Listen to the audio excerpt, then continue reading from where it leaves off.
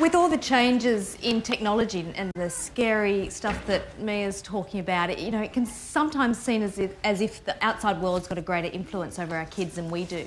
Gone are the days where we can sit them down and say, listen, something terrible's happened in the world, because they'll probably know about it. They'll see about it first. It's not just sitting down to the news, which we can shield them from often when they're young. They'll hear about it, or their friends will hear about it, and they'll tell them all about it. So it is really hard to try and steer your kids gently through life as we might have been steered. And it's not just technology. There's more violence in TV and on film. There's the sexualisation of kids in music videos. There's the divorce rate's high, kids are drinking earlier, having sex earlier. It's pretty frightening. So it is hard to instill those traditional values, even though they haven't changed. We're still all believing in the same things that were taught to us from our parents or our favourite teacher or some leader of a faith or a sporting coach, something like that. It's still about integrity and honesty and compassion, hard work. It's still the same stuff. So we've just got to be pretty ingenious about how we can still do that steering. And when you have kids, it's really important to sit down, if you've got a partner, sit down together and decide what sort of values do we want to instill in our kids. Obviously, it's not in a lecture. It's not sitting them down saying, right, we're going to talk about values today. You just do it in an everyday way. Obviously, really young kids are taught to share. Preschool kids are talked about including everybody. You talk about compassion when you hear them criticising someone at school. And teenagers, of course, have got to learn about integrity and perseverance, all these things.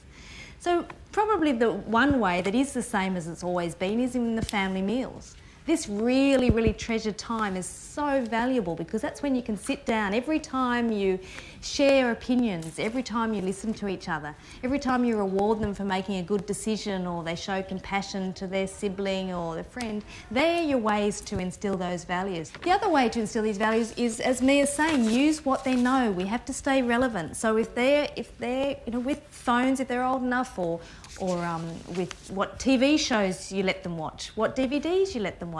And not just, no, you can. I know I said not using too many words, that it is an opportunity to say why you don't want them to watch something.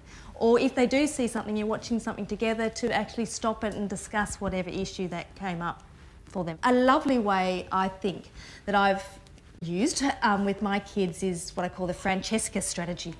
I've told my kids since they were very young that there was a girl I went to school with called Francesca, and she wasn't particularly smart, she wasn't particularly good at sport, she wasn't gorgeous looking, she was just plain looking like the rest of us. She wasn't anything special in the way that kids today might think would make them special, but she was a fabulous girl. She was somebody who, if there's someone new to the class, she wouldn't put her hand up to the teacher and say, oh, can I please be her buddy? Can I please look after her? She would just go and quietly keep an eye out and make sure she was never alone or he was never alone. And if somebody was upset, she wouldn't make it all dramatic and about her. She'd just very, very quietly make sure that child was okay. And heaven help anyone who bullied anyone in front of Francesca, because she would stick up for them, and not only that, she wouldn't be afraid. She'd go to the teachers and say, they're bullying that kid. Our kids think that we're just, fuddy-duddies. They don't believe we ever went to school. They don't believe we were ever kids. So if you tell... That's right. So if you tell them what we did, it doesn't seem to resonate with them. But if you tell them about some reason, if you tell them about someone else, they'll listen to that. And especially when I tell them that Francesca went on to be the most popular girl in school. Not because she was the pretty one or the smartest or the fastest, but because she just had fabulous values. And I've been doing this so often now that seriously my kids will still say, I had a Francesca moment today.